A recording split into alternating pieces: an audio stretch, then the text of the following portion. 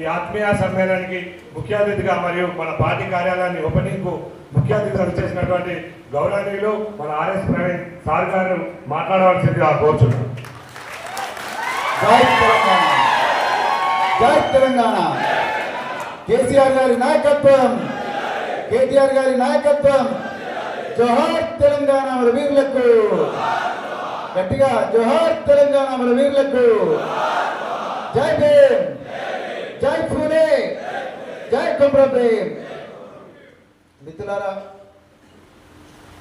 నిజానికి ఈరోజు మల్లాపూర్ మండల కేంద్రంలో మీరు చేసిన ఈ చరిత్రాత్మకమైన ర్యాలీ చూస్తే రాష్ట్రంలో కాంగ్రెస్ వాళ్ళు ఆల్రెడీ తోక ముడిచి పారిపోయారు. టిఆర్ఎస్ మళ్ళీ అధికారంలోకి వచ్చింది. కేసీఆర్ గారు మళ్ళీ ముఖ్యమంత్రిగా అయ్యిండు అనే ఆశ నిజాంతిస్తున్నారు మిత్రులారా, అది వాస్తవం. మరి సోదరులు స్థానిక శాసనసభ్యులు సంజయ్ గారు ఒక 3 రోజుల క్రితం కేటీఆర్ గారు ఈ ముఖ్యమంత్రి రేవంత్ రెడ్డి గారు బహిరంగ సవాల్ వస్తావా చర్చకు అని చెప్పి అంటే రైతులందరి కోసం, రైతు కూలీలందరి కోసం, రైతు బిడ్డల కోసం, రైతు కుటుంబాల కోసం మనం తప్పకుండా ఈ చర్చను స్వీకరించాలని చెప్పేసి ఆధారాలతో సహా చర్చకు పోతున్న సమయంలో డాక్టర్ సంజయ్ గారు రకరకాల పోరాటాల్లో ఇద్దరం కలిసి తిరిగాము. డాక్టర్ సంజయ్ గారు నా ప్రవీణ్ అన్న నువ్వు ఏమన్నా చేయగానే ఒక్కసారి మల్లాపూర్కు రావాలా అంటే నన్న మెట్పల్లి మల్లాపూర్ అన్న. అవునన్న మెట్పల్లి మల్లాపూర్ అంటే బరాబర్ వస్తా భయ్ అని చెప్పి. మిత్రులారా, నేను పుట్టింది మహబూబ్నగర్ జిల్లాలో కావచ్చు, కానీ నిజానికి కరీంనగర్ జిల్లాతో ఉన్నంత అనుబంధం నాకు మహబూబ్నగర్ జిల్లాతో అంత పెద్దగా లేదు. మా పిల్లలు ఇక్కడే విద్య నేర్చుకున్నారు, 2 పిల్లలు. వాళ్ళకు అక్షరాలు దిద్దించింది కరీంనగర్ జిల్లా. కల్లోల జిల్లా కాదు, కోటి కాంతుల కిల్లా అని ఆ రోజు మేమందరం కూడా నినదించింది కరీంనగర్ జిల్లా కోసం. మరి అలాంటి గొప్ప అనుభూతి, అనుభవం మాకు మరి ఉద్యోగం ఎలా చేయాలో నేర్పించిన కరీంనగర్ జిల్లాకు ఎప్పుడు పిలిచినా కూడా రావడానికి సిద్ధం డాక్టర్ సంజయ్ గారు. మరి ఈరోజు వారు నాకు గొప్ప అవకాశం వారు ఇచ్చారు. మరి వేదిక మీద ఉన్న మరి సభాధ్యక్షులు శ్రీనివాస్ గారు, అదేవిధంగా మరి స్థానిక శాసనసభ్యులు, యువ నాయకులు, రాబోయే రోజుల్లో కీలకమైన భూమిక తెలంగాణలో పోషించబోయే వ్యక్తి మరి డాక్టర్ సంజయ్ గారు, అదేవిధంగా సీనియర్ నాయకులు, 4 సార్లు ఎమ్మెల్యేగా ఎన్నికయ్యి మరి నాకు మాత్రం ఇబ్రహీంపట్నం జెడ్పీటీసీగానే పరిచయమైన మరి కల్వకుంట్ల విద్యాసాగర్ రావు గారు, అలాగే మరొక సీనియర్ నాయకులు ఆనాడు ఎమ్మెల్యేగా ఉండే రమణ గారు, చాలా సీనియర్ నాయకులు మరి ఈరోజు ఎమ్మెల్సీగా ఉన్నారు. వారికి కూడా అదేవిధంగా సోదరులు జాన్సన్ నాయక్ గారు, అలాగే అదేవిధంగా మరి సోదరి మరి వసంత గారు, మరి అదేవిధంగా వేదిక మీదున్న చాలా మంది సీనియర్ నాయకులు, వేదిక కిందన్న సీనియర్ నాయకులు, మరి ముఖ్యంగా నేను ఎస్పీగా ఉన్నప్పుడు మరి విద్యార్థులుగా స్కూల్లో విద్యార్థుల నాయకులు ఈరోజు వేదిక మీద కూర్చోవడం అంటే నిజంగా నాకు చాలా చాలా ఆనందంగా ఉన్నది. మిత్రులారా, ఒక్క క్షణం రాజకీయాలు పక్కకు పెడితే మల్లాపూర్తో నాకు నిజంగా చాలా అనుబంధం ఉన్నది. ఎందుకు అనుబంధం ఉన్నదంటే ఇంతకుముందు పెద్దలు విద్యాసాగర్ రావు గారు ఒక మాట అన్నారు, సార్ మళ్ళొకసారి నక్సలైట్లు ఉంటే ఎట్లుంటుండేనో, ఈ దొంగల కాంగ్రెస్ దొంగల భయం నాకు వాళ్ళు కొంచెం కంట్రోల్లో ఉందరు అని చెప్పి వారు ఆ మాట అన్నారు. సరే, నేను 2001 నుంచి 2004 వరకు కరీంనగర్ జిల్లా ఎస్పీగా ఉన్నా. మాకు ఒక సిఐ ఉంటుండే హబీబ్ ఖాన్ అని, మెట్పల్లి సిఐ. నేను ఒకరోజు మెట్పల్లి పోలీస్ స్టేషన్కి వస్తే మెట్పల్లి పోలీస్ స్టేషన్లో మెట్పల్లి పోలీసులే ఉండాలి, కానీ దాని పక్కన ఒక చిన్న బిల్డింగ్లో మల్లాపూర్ పోలీస్ స్టేషన్ అని రాసిండు. అంటే నేనన్నా ఏందా ఇది మెట్పల్లి లేకపోతే మల్లాపూరా అన్న. సార్ ఈ మెట్పల్లి బాగానే ఉంది సార్ టౌను, కానీ మల్లాపూర్ అని చాలా డేంజర్ ఏరియా సార్. అక్కడ బొగిలిపేటలో ఒక గ్రామం ఉంటుంది, ఆ బొగిలిపేటలో రమేష్ వెంకటరామ్ ఉంటాడు సార్. ఆయన పేరు చెప్తే మెట్ల చిట్టాపూరు, వర్షకొండ, రాయికల్లు, మానాల, మరిమండ్ల కదలాపూరు, అంబారిపేట, తిరుమలాపూర్, తాండ్రియాల అంటారు. నాన్న ప్రభుత్వం మనకి ఇంత అధికారాలు ఇచ్చింది, ప్రభుత్వం మనకి యూనిఫామ్ ఇచ్చింది, మనకి లక్షల రూపాయల జీతాలు ఇస్తున్నది. నేను నీ దగ్గరికి వచ్చింది నువ్వు పెట్టే చికెన్ తినడానికో మటన్ తినడానికో కాదు. నడువు మల్లాపూర్ అన్న. సార్ ఎస్ఐ మొన్ననే పెళ్ళయింది సార్. ఆయన శ్రీనివాసరావు నుండి ఎస్ఐ 1996 బ్యాచ్. మొన్ననే పెళ్ళయిందంటే శ్రీనివాస్ నా దగ్గరికి రా అని చెప్పి కరీంనగర్ పిలిపించుకున్న శ్రీనివాస్. నువ్వు ఏం చేస్తావో శ్రీనివాస్ తెలియదు, మల్లాపూర్లో మనం పోలీస్ స్టేషన్ పెట్టాలి అంటే సార్ మొత్తం కూడా చుట్టూ జంగల్ ఉన్నది, సోమన్న గుట్ట, లేకపోతే ఇక్కడ మానాల అడవులు, లేకపోతే రాయకల్లు అంటే ఖానాపూర్ అడవులకు వెళ్ళి గోదావరి దాటి వస్తారు సార్ ఎండాకాలంలో. నాకేమో ఇక్కడ బిల్డింగ్ కూడా ఎవరిస్తలేరు ఊరు అన్నారు. అప్పటికే మా గాచారానికి మొగిలిపేటల టెలిఫోన్ ఎక్స్చేంజ్ ప్లాస్ చేసిండ్రు. ప్లాస్ చేయడమే కాదు, ఒక ముసలాయన 70 సంవత్సరాల ముసలాయన చంపేసిండ్రు. బిడ్డ ప్రవీణ్ కుమార్ ను మీరు పిలిపిస్తున్నారంట, మీ సంగతి చెప్తాం. ఎవరైనా ప్రవీణ్ కుమార్ ను మల్లాపూర్ పిలిపిస్తే ఈ ముసలాయన తిరిగిన అయితే మీ పని అని చెప్పేసి వెంకటస్వామి వాళ్ళ దళ వచ్చి కొట్టిపోయింది, చంపేసింది. శ్రీనివాస్ అంటే ఆయన సార్ ఇక నా భార్య పిల్లలు చూసుకుంటా అంటే బరాబర్ నేను మల్లాపూర్ పోయి ఏదో ఒకటి చేస్తా సార్ అన్నాడు. సో చివరికి 100 మంది పోలీసులతోని మల్లాపూర్లో ఒక చిన్న బిల్డింగ్ లా ఆ ఊరి చేడస్తల ఒక 100 మంది గ్రామస్తులు భయంగా అబీబ్ ఖాన్ దూరం పెట్టాడు సార్. మళ్ళీ పోలీసు నిరాకరించి వచ్చినట్టునే మళ్ళీ రాత్రి వచ్చి ఇన్ఫార్మర్లు అని చెప్పి కాలు చేతులు ఎదుర్కొడతారేమన్న భయం ఉండే సార్. అందుకొరకు కొంతమంది ప్రజలు వస్తామన్నారు అని చెప్పి సీక్రెట్ గా మరి వాళ్ళందరూ వచ్చిండ్రు. మేము ఉదయం 10 గంటలకు మా బాగా గుర్తున్నది, ఉదయం 10 గంటలకు చిన్న బిల్డింగ్ లా మల్లాపూర్ పోలీస్ స్టేషన్ ఇనాగరేట్ చేసిన బిడ్డలాగా. దాని తర్వాత ఇప్పుడు మేము వస్తుంటే ర్యాలీలా అక్కడ ఒక చిన్న వాటర్ ట్యాంక్ కనిపించింది. దాని మీద ప్రవీణ్ కుమార్ ఎస్పీ 2002, అదే విధంగా కింద మధుసూదన్ రెడ్డి, అబీబ్ ఖాన్ పేరు, ఇంకా మిగతా వాళ్ళ పేర్లను ఉన్నాయి. చాలా ఆనందం అనిపించింది. అలాంటి మల్లాపూరు ఈ రోజు మళ్ళొకసారి తెలంగాణను జాగృతం చేసే మల్లాపూర్గా మారినందుకు నాకు చాలా చాలా ఆనందంగా ఉన్నది. ఇక మిత్రులారా, ఇంతకుముందు విద్యాసాగర్ రావు గారు అన్నారు వాళ్ళకి భయం లేకుండా పోయిందని. నేనైతే ఒప్పుకోను. విద్యాసాగర్ రావు గారు నిజంగా కాంగ్రెస్ వాళ్ళు గసగస వణుకుతున్నారు. ఎవరు చూసి వణుకుతున్నారు? మిమ్మల్ని చూసి వణుకుతున్నారు. ఎవరైతే మిమ్మల్ని చూసి వణుకుతున్నారో వాళ్ళకి మిమ్మల్ని ముకాబలా చేయడం చేత కాక ఇవాళ పోలీస్ కేసుల చుట్టూ తిరుగుతున్నారు. అవునా కదా? ఇవాళ పోలీసు వాళ్ళ దగ్గరికి మీరు అడిగే ప్రశ్నలకు సమాధానం చెప్పలేక ఇలా పోలీసు వాళ్ళ దగ్గరికి పోయి ఇగో ఆయన ఇట్లా ఉన్నాడు, ఆయన అట్లా ఉన్నాడు, నేను ఇక్కడ ముంగడ కూర్చున్నా ఇంటి నుంచి ఒక సోదరుడు చెప్తూనే ఉన్నాడు మా 7 మంది మీద ఫేక్ అట్రాసిటీ కేసు అయిందని. ఇలా మిత్రులారా, తెలంగాణలో ఈ కాంగ్రెస్ వాళ్ళు గజగజ వణుకుతూ ఇవాళ బీఆర్ఎస్ నాయకత్వంలో వాళ్ళ నాయకత్వాన్ని ఎంత ఇబ్బంది పెడుతున్నారంటే 2-3 ఉదాహరణలు మాత్రం మీకు తప్పనిసరిగా చెప్పాలి. ఈ ముచ్చట్లు మీరు గ్రామీణ ప్రాంతాల్లో చెప్పాలి. మిత్రులారా, ఈ రోజు మనం ఇక్కడ మాట్లాడుతుండగానే మన బీఆర్ఎస్ ఒక నాయకుడు శశిగౌడ్ కరీంనగర్ జైల్లో ఉన్నాడు. ఆయన చేసిన పాపం ఏంటంటే ఆయన కేవలం ఏం చేసిండయ్యా అంటే ఒక సోషల్ మీడియాలో రైతుల రుణమాఫీ జరగలేదు, రేవంత్ రెడ్డి నువ్వు మోసం చేయలేదా అని ఒక పోస్టర్ను ఎవరో ట్వీట్ చేస్తే ఆ ట్విట్టర్లో వచ్చిన పోస్టును ఈయన కేవలం రీట్వీట్ చేసిండు, అంటే ఇంకొకరికి పంపించిండు.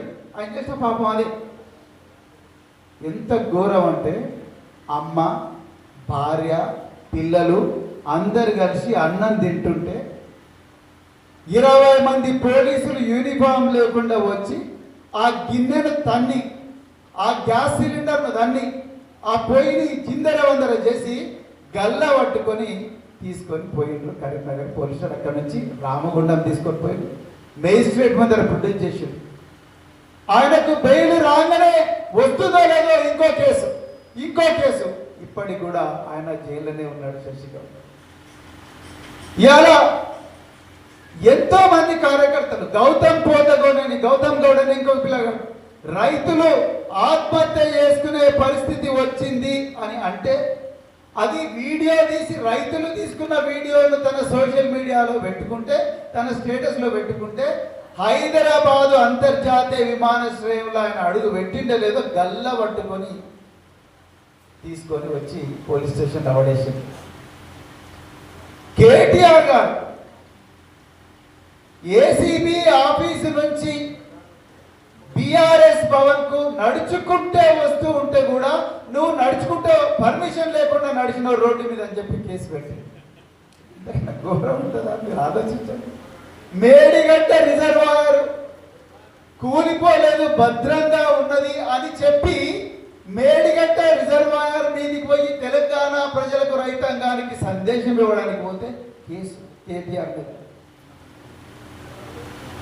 కేవలం చైనానే ఎలక్ట్రిక్ వాహనాలు తయారు చేయాలా, మా తెలంగాణ ఎందుకు తయారు చేయకూడదు? ఎన్ని రోజులని పీడీలు చేసుకుంటూ బతకాలి మా మహిళలు?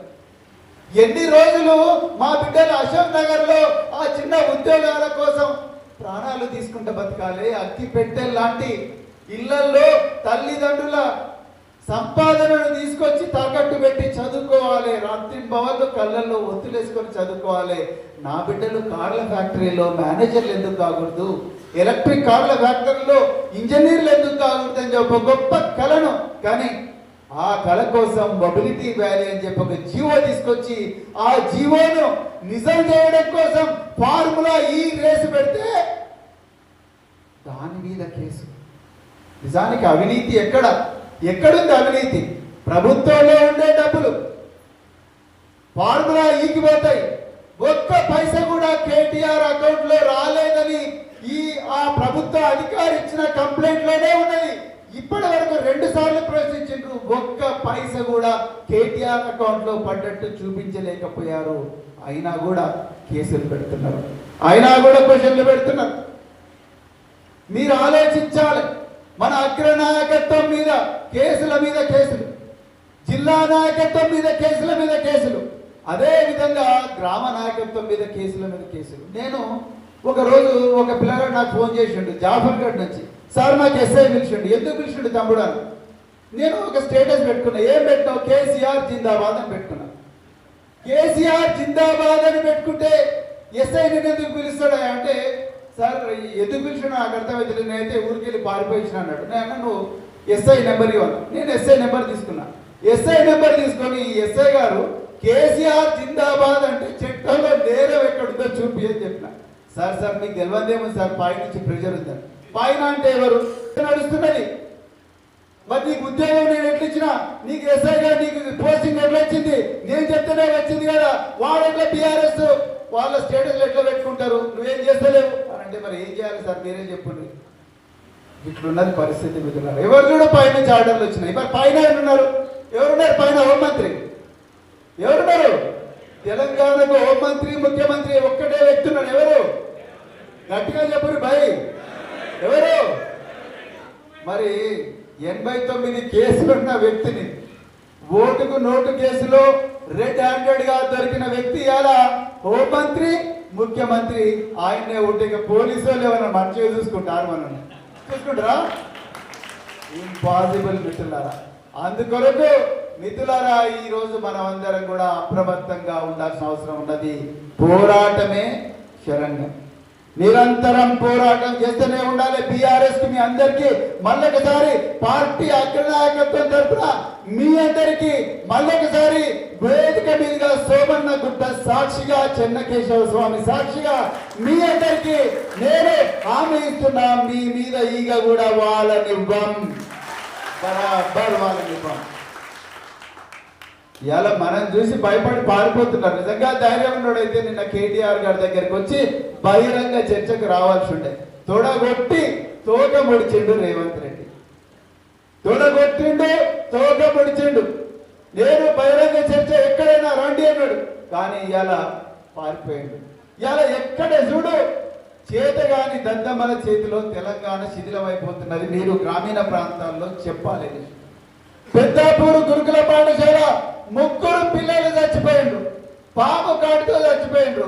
వచ్చి డిప్యూటీ సీఎం తర్వాత మిగతా మంత్రులందరూ వచ్చి పెద్దాపూర్లో కూర్చొని దావత్ చేసుకున్నారు. కానీ పిల్లల జీవితాలు మారలేదు. 10 రోజుల్లోనే 3 అమ్మాయిలు సూసైడ్ చేసుకున్నారు. 2 అబ్బాయిలు 1 అమ్మాయి, 2 అమ్మాయిలు 1 అబ్బాయి సూసైడ్ చేసుకున్నారు. కనీసం మీ జిల్లా మంత్రిగా ఉన్న లక్ష్మణ కుమార్ గారు ఒక్క రోజు కూడా వాళ్ళ ఇళ్లకు పోలేదు. ఎందుకు పోలేదు? పోవాలి కదా, ఎమ్మెల్యేలు పోలేదు, కనీసం ప్రభుత్వం నుంచి నష్టపరిహారం లేదు, కుటుంబానికి ఒక ఉద్యోగం లేదు. అదే టిఆర్ఎస్ పాలనలో ఇలాంటి సంఘటనలు చాలా అరుదుగా జరిగినాయి. కానీ జరిగినా కూడా వెంటనే అధికారుల మీద చర్యలు ఉండేవి. అదే విధంగా కుటుంబంలో ఒకరికి ఉద్యోగం ఉండేది, అదే విధంగా మరి నష్టపరిహారం కూడా ఉండేది. మిత్రులారా, ఈరోజు ఆ పరిస్థితి లేదు. ఈరోజు ఆ పరిస్థితి లేదు.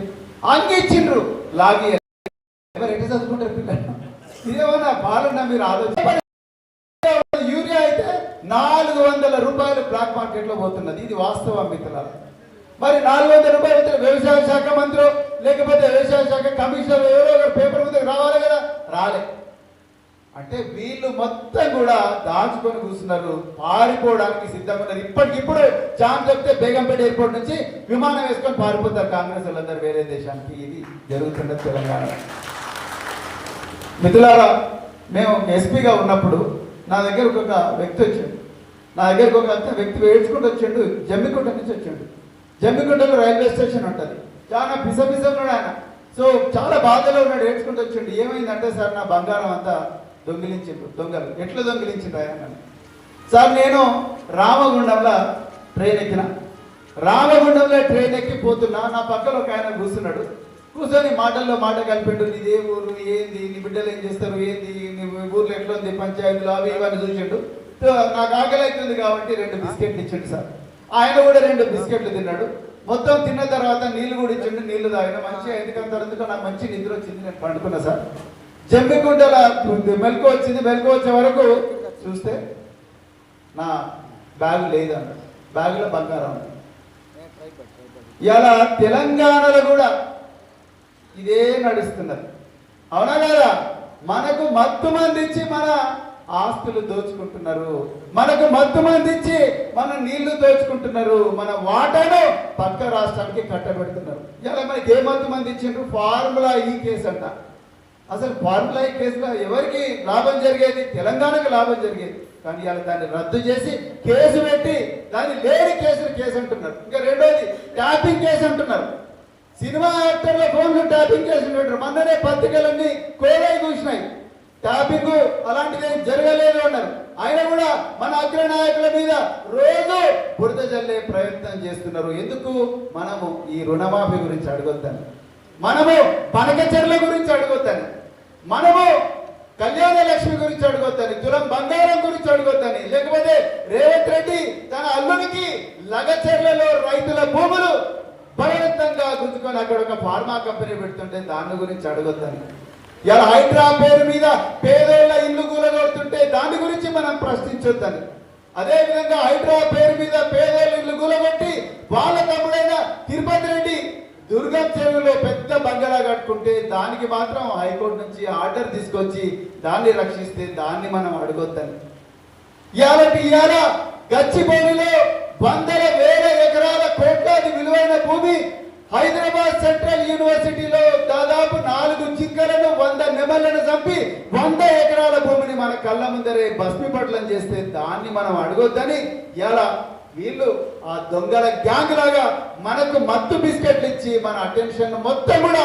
డైవర్ట్ చేసి ఇవాళ మన తెలంగాణ రాష్ట్రాన్ని అన్యాయం చేస్తున్నారు. మిత్రులారా, చివరిగా నేను ఒక్కటే మాట చెప్తున్నాను. మిత్రులారా, కేసీఆర్ గారి బంగారం లాంటి పాలన ఏందో మీరు చూసిండ్రు. రైతు బంధు ఏ విధంగా వచ్చింది, రైతు రుణమాఫీ ఏ విధంగా చేసింది అలాంటి ప్రభుత్వం. 300 ఉన్న గురుకులాలను 1000 గురుకులాలుగా ఏ విధంగా మార్చింది. ఆంధ్ర ఏనాడు పట్టించుకోలేని పాలనలో 2,63,000 ప్రభుత్వ ఉద్యోగాలు ఏ విధంగా ఇచ్చింది మన నిరుద్యోగ బిడ్డలకు. ఇవన్నీ ఇంకెన్నో మిషన్ భగీరథ కానీ ఇంకెన్నో గొప్ప గొప్ప కార్యక్రమాలు చేసింది. కానీ కాంగ్రెస్ పార్టీ ఈరోజు దాన్ని పూర్తిగా శిథిలం చేస్తా ఉన్నది.